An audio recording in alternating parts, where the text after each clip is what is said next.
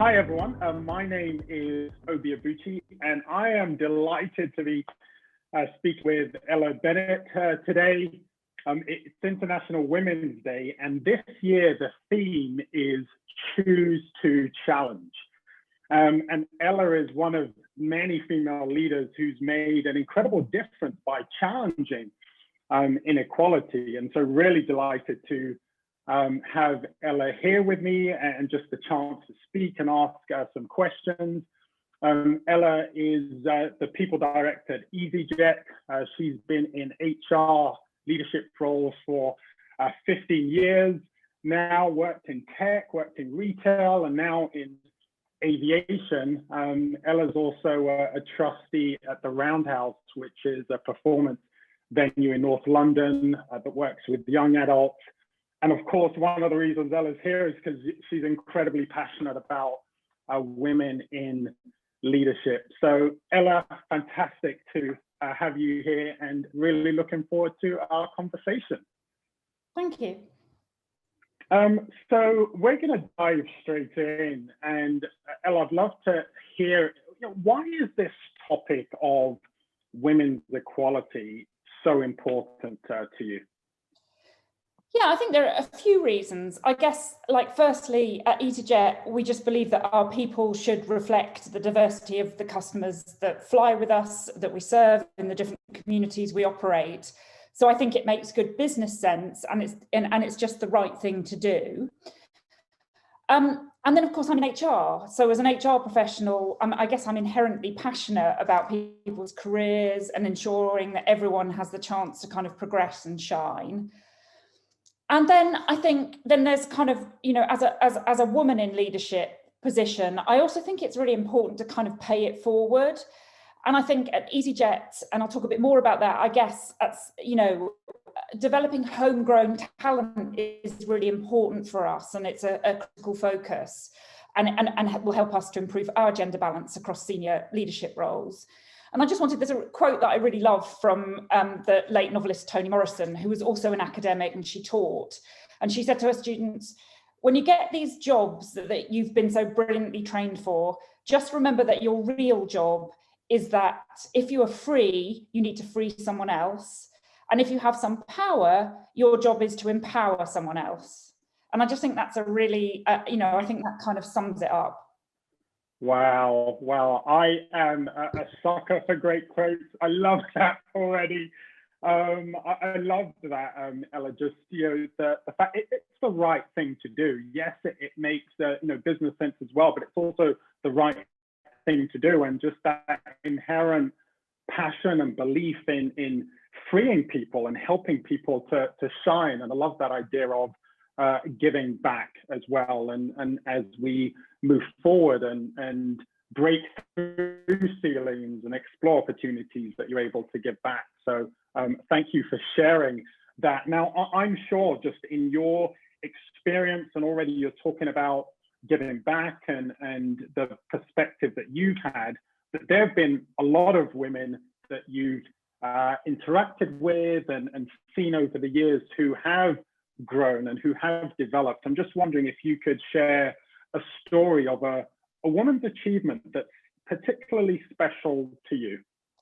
Yeah, and I'm going to pick two kind of, I suppose, two categories of women that I'm really impressed with, and that I'd want to celebrate. I think the first, and I'm going to have to say, aren't I, that our female pilots, I find incredibly inspiring. I think, a couple of reasons. Firstly, they will have gone through some, gendered stereotyping, especially perhaps in their schooling or their early careers, of that pilot role, which they've overcome to kind of go into that career. And then so many of our women pilots have supported our, we call our initiative Amy Johnson, after the famous woman aviator, and that they've then kind of paying it back, of kind of embrace that and become role models for women in aviation, which I think is amazing. And every time I do get excited every time I get on an EasyJet flight and there's a woman captain on the plane. And the second, I think, just sort of drawing on my experience at the Roundhouse, We work with 11 to 25-year-olds at the Roundhouse, and often they've gone through adversity or difficult circumstances. And we always have young adults on our board that we work directly with.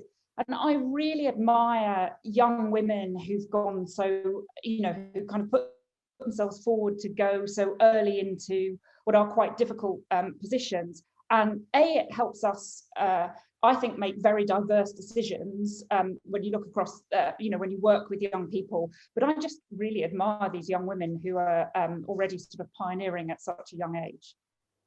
Yeah, wow.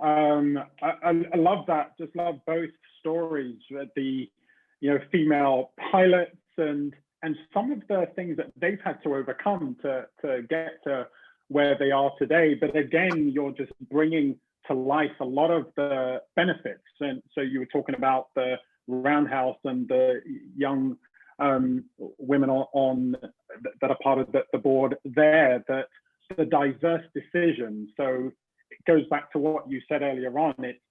It's the right thing to do, but it also makes business sense. There's so much value that you get from having these broader perspectives. Now, I'd love to explore, given especially what you said about female pilots and some of the gender stereotypes that they had to overcome to get to where they are today. Just on the topic of bias and the stereotypes, and what types of bias, whether that's conscious or unconscious, are you still seeing today? I mean, I think I'm encouraged to say that I think it exists a lot less than when I started out in my career. So I think that's great. And personally, I work with a really diverse board, both the executive and the non-executive board at easyJet, really diverse, which is lovely.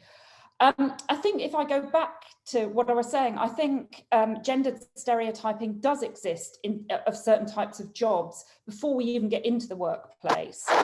And I think the research that we've done for the Amy Johnson initiative has showed that actually some of that gender stereotyping takes place in schools. And I know that from my tech career as well, girls are maybe not advised to go into STEM careers. And I think that's where there are some sort of unconscious biases that take place.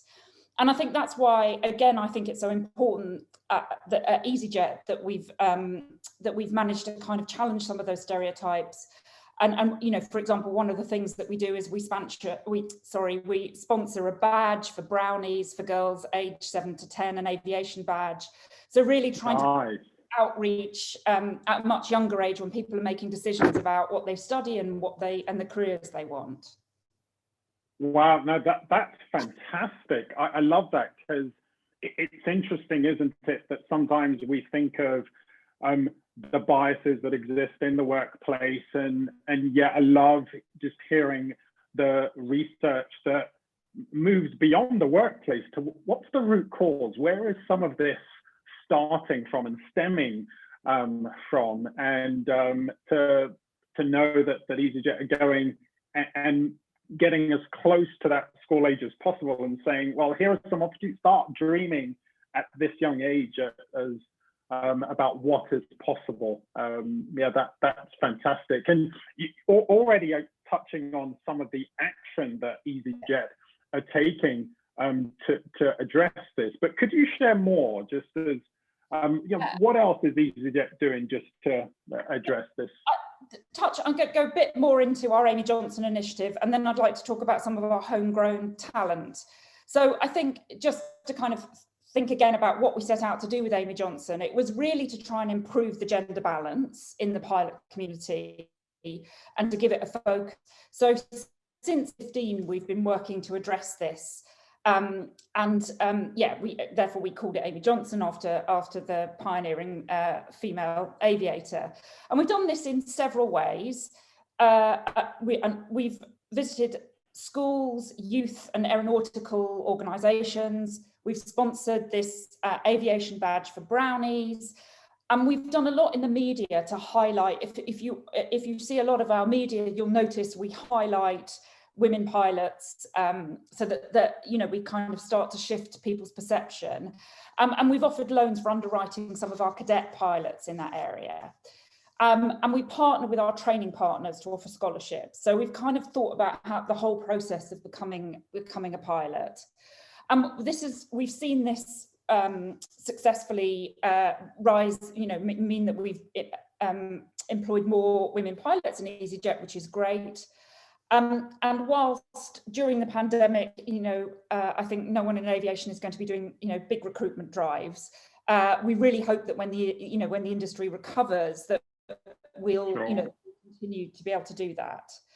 And one of the things we're doing as part of our International Women's Day is we're launching a virtual pilot schools visit programme, because obviously we haven't been able to go in schools, so we're going to run that virtually so we can continue the work that we've been doing. So that's one. And then the other one that I just want to touch on, which kind of goes back to what I was saying before, is we're also thinking about how we attract female talent into the broader organisation. And again, during this difficult time, I still think we can do that through succession planning, by growing and retaining our own female talent pipeline, which I think is critical to improving sort of senior women in roles. And we've just had such a good example where we've promoted somebody onto our airline management board, Sophie Deckers, into a role of Chief Commercial Officer. So, you know, a really important role. She'd been with the airline for 13 years. She's had numerous roles across the business, but she was also firmly part of our succession plan for homegrown talent. And I think this brings together both kind of the diversity agenda and the talent agenda really nicely. So I think the more examples of that we can demonstrate, the more people kind of believe that women can succeed in our organisation and others. Brilliant. Yeah, I love the intentionality about it all, the work you talked about in schools, the work in the media, the Amy Johnson initiative, yeah, and you talked about just the focus on shifting perceptions, right? People thinking, well, that's not for us, or that's not for women, whether that's at school age or in the workplace. And so it sounds like there's a real intentionality there, and a passion that continues even in the current climate. So moving into the virtual events to make sure that still raising the publicity there, which is brilliant. So thanks so much for sharing that. I'm sure and hoping that as people are listening to this, they're taking notes on the different ideas that they could implement to make this a reality where they are. As we wrap up, Ella, I'm just curious if anyone listening, any final words, tips, advice that you'd give them about how to make this something that is real wherever they are? I mean, I think I would go back to that thing of the more role models you have and the more you focus on those people, you know, on people understanding how people got into the careers that they did. People can see pathways through, and that's whether those role models are at school, you know, through university or in the workplace. Brilliant. No, I love that. So that, yeah, absolutely, that idea of having role models, because I often think of this idea, someone said, I don't remember who, but it took me 20 years to become an overnight success. And sometimes you see the end result and you think, well, how did they get there? And the more those stories are shared and the more role models are sharing the stories, the more aspiration there will be for a lot of other women out there. So brilliant tip. Thank you so much, Ella. A delight to speak to you and hear about your passion and all the great work that you're doing at EasyJet. Wish you all of the best with it. Thank you so much. Thanks.